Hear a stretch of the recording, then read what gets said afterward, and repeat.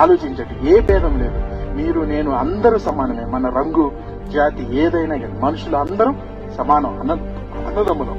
ఎందుకంటే దేవుడి చేత మనం తయారు చేయబడ్డాం. దేవుడు మనల్ని తయారు చేశాడు. మనమందరం ఆదాము పిల్లలు, ఒకలే సంతతి, ఒకే మానవుడి నుంచి వచ్చాం. ఆయతను తప్పు చేయటం వల్ల మనం అందరం కూడా పాపంలో పుట్టాం.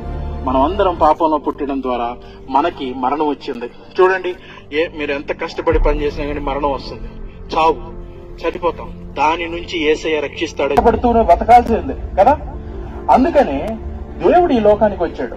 మనుషుల శ్రమను, కష్టాన్ని, వేదనను, నిరంతరం మనుషులు పడుతున్న శ్రమను తీసివేయడానికి యేసయ్య మానవుడిగా, దేవుడు మానవుడిగా ఈ లోకానికి వచ్చాడు.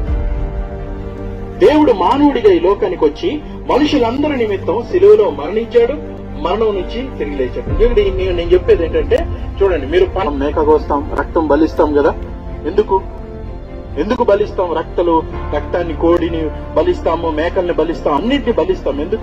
ఎందుకంటే దేవుడికి బలిస్తే ఆ రక్తం పోయి మనకి దేవుడు శాంతినిస్తాడు అని కదా. కానీ మనం తప్పులు చేస్తాం, మనం పాపం చేస్తాం, మనం ఇది చేస్తాం. గొర్రెలకి, మేకలకి ఎలాగూ మన యొక్క పాపాలను తీసివేస్తాయి, వాటి రక్తం తీసివేది కదా.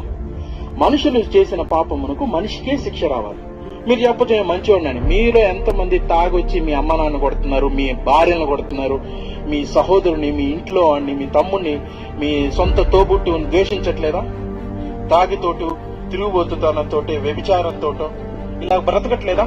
ఇలాంటి పాపంతో బ్రతుకుతూ ఉన్నప్పుడు మనం మంచివాళ్ళం కాదు. చూడండి, సిటీలో ఉన్నటువంటి వ్యక్తులు, పెద్ద పెద్ద సిటీలో ఉన్నా గానీ వాళ్ళు కూడా ఇట్లానే ఉంటారు. అందరూ కూడా పాపం చేత పట్టబడి ఉన్నారు. ఏ గొప్పతనం ఏమీ లేదు. వాళ్ళకి కారు ఉండొచ్చు, బంగ్లా ఉండొచ్చు, అన్ని ఉండొచ్చు, కానీ వాళ్ళు కూడా చచ్చిపోతారు. వాళ్ళకి కూడా మరణం ఖచ్చితం. మరణం, పాపమునకు జీతం మరణం. అందరం పాపం చేశాం కాబట్టి ప్రతి వారికి మరణం వచ్చి ఉన్నది.